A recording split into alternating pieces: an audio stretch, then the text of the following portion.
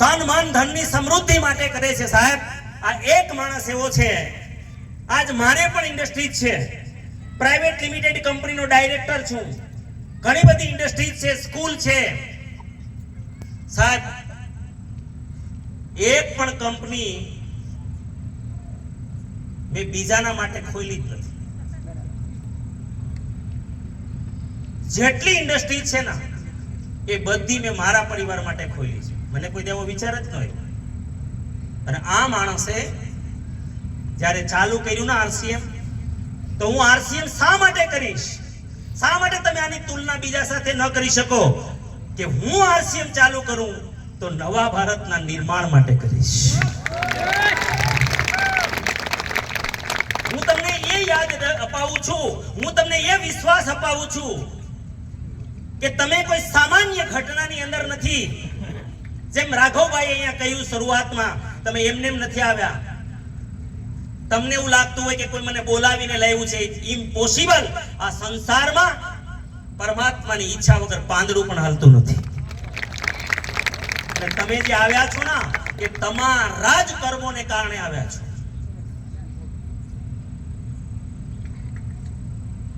તમે શા માટે યોગ્ય જગ્યાએ છો? શા માટે એની તુલના?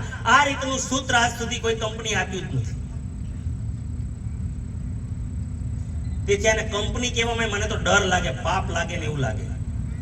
આ અભિયાન છે, આ સંસ્થા છે, આ આંદોલન છે, આ મિશન છે.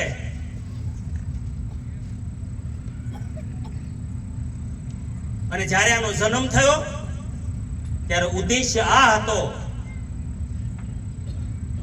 પણ આ નવું ભારત બનાવવું કઈ રીતે? તો ભગવાને પણ એને ખબર નહીં કેવું માઇન્ડ આપ્યું. એને પસંદ કર્યું તો શું કર્યું ખબર છે? એવી પ્રોડક્ટ પસંદ કરી કે જેનાથી આ દેશ સૌથી મોટી સમસ્યાથી પીડાય છે, બીમારી. બીમારીનું સમાધાન શોધ્યું. બીજું, આ દેશમાં સૌથી મોટો રાક્ષસ બીમારી છે અને બીજો રાક્ષસ આ દેશમાં ગરીબી છે. હલો, આ દેશની અંદર આજની તારીખે લગભગ, હું તો 80 હવે નથી કહેતો, 90% લોકો છે ને એ લોન ઉપર જીવે છે. ભલે અહીંયા કોઈને નહીં હોય,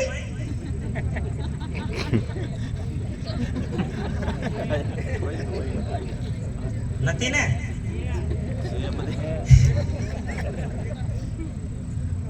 નહીં હોય આમાંથી 200-500 ને તો નહીં હોય. નો હોય હાથ ઉપર કરો.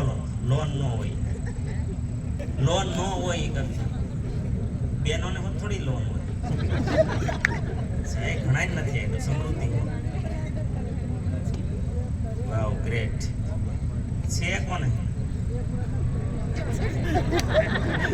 કરિયાણું બાકી હોય ને, કરિયાણાની દુકાનનું, ઈ લોન કહેવાય.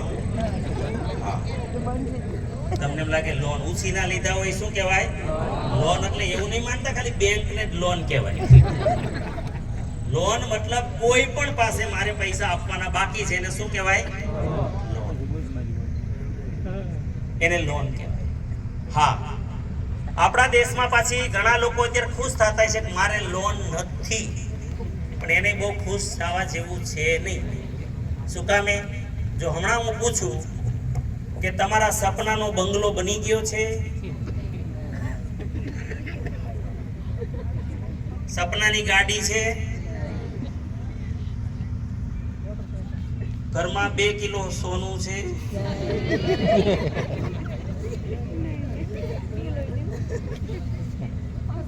મા બાપને આખું ભારત યાત્રા કરાવી દીધી છે? તમે દુનિયા ફરી આવ્યા? અચ્છા, દર મહિને દાન કરો છો?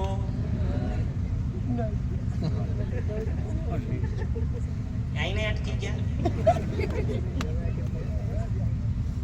આવું બધું કમ્પ્લીટ થઈ ગયું હોય અને છોકરાઓને હાયર એજ્યુકેશન આપતા હોય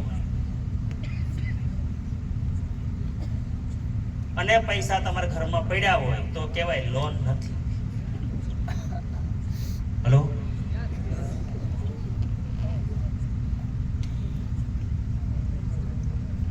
હા, આપણે એડજસ્ટમેન્ટ કરીએ છીએ એ વાત અલગ છે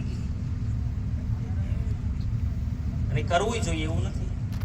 બરાબર? તો આ દેશમાં 90% ઉપર લોન છે, એમાંથી 60% ઉપર તો 3 હપ્તા છે. હું નથી કહેતો, હમણાં તમે આર્ટિકલ વાંચ્યો હોય તો હમણાંનો જ છે તાજો. 60% ભારતીય ઉપર 3 હપ્તા છે. તો 2 વાળા નહીં હોય, 1 વાળા તો બાકી તો આવી ગયા લગભગ. આયા ને? તો આજ આપણે એ ચર્ચા કરશું કે લોન થઈ શું કામ, બીમારીઓ આવી શું કામ. અને જો આજે તમે જે પ્લેટફોર્મ ઉપર આવ્યા છો, શું કામે હું કહું છું કે પરમાત્મા ની ઈચ્છા વગર પાંદડું હલતું નથી. તમે આવ્યા છો ને એ સમજી લેજો કે ઈશ્વરની ઈચ્છાથી જ આવ્યા છો. આજના પ્રોગ્રામથી હું ઈચ્છીશ કે આપણા કોઈ ઉપર બીમારીનો રાક્ષસ ક્યાં આપણા ઘરમાં પ્રવેશ ન કરે અને ન તો લોન નામનો રાક્ષસ આપણા ઘરમાં પ્રવેશ કરે. હલો, શું કામે કે આ માણસે એવું પ્લેટફોર્મ આપણને બનાવી આપ્યું છે કે આજ ભારત જેટલી પણ સમસ્યાઓથી પીડાય છે ને એ બધાનું સોલ્યુશન આ પ્લેટફોર્મ ઉપરથી મળે એવું છે. પણ આ દેશે વિશ્વાસ કરવામાં 25 વર્ષ લગાડી દીધા. કેટલા? અને એ સ્વાભાવિક છે, એમાં કોઈ અમને કઈ દુઃખ નથી. એનું કારણ છે કે આઝાદીની લડાઈ 1857 માં શરૂ થઈ હતી, પહેલો વિપ્લવ ઝાંસીની રાણી વખત. ગુલામીમાંથી નીકળવાનું હતું તોય આ દેશે સાથ નહોતો આપ્યો અને સાથ આપતા આપતા 90 વર્ષ નીકળી ગયા. કેટલા વર્ષ? 1857 માં પહેલો વિપ્લવ થયો અને આપણે આઝાદ થયા 1947 માં. 90 વર્ષ સુધી આ દેશે આંદોલન ઉપર ભરોસો ન કર્યો. આ એક આંદોલન છે સાહેબ, નવા ભારતના નિર્માણનું આંદોલન છે. અમને ખબર છે કે જો પેલા આંદોલનની અંદર 90 વર્ષ લાગ્યા હોય તો આ કઈ 1-2 દિવસમાં નહીં થઈ જાય. હલો, આજ આટલા સમૂહમાં મોટો પ્રોગ્રામ એટલે રાખ્યો છે કે ભગવાન વ્યાસ 5000 વર્ષ પહેલા કહી ગયા છે કે જો માણસને તમારે ઝડપથી જગાડવો હોય, એના આત્મા સુધી પહોંચવું હોય તો સંઘે શક્તિ કલો યુગે. કળયુગની અંદર તમારે સંઘ શક્તિનું પ્રદર્શન કરવું પડશે, ત્યારે દુનિયા તમને માનશે. આજ તમે આવ્યા છો ને, તમને એવું લાગતું છે એટલે દૂરથી આવ્યા છે, જાણી જોઈને બોલાવ્યા છે. જાણી સંઘ શક્તિ વગર દુનિયાની આંખ ખુલતી નથી. હમણાં રૂપાંતરણ યાત્રા નીકળવાની 17,000 કિલોમીટર ભારતમાં. 17,000 કિલોમીટર શેના માટે છે? કે બીજી વાર 90 વર્ષ ન કાઢી નાખે એના માટે.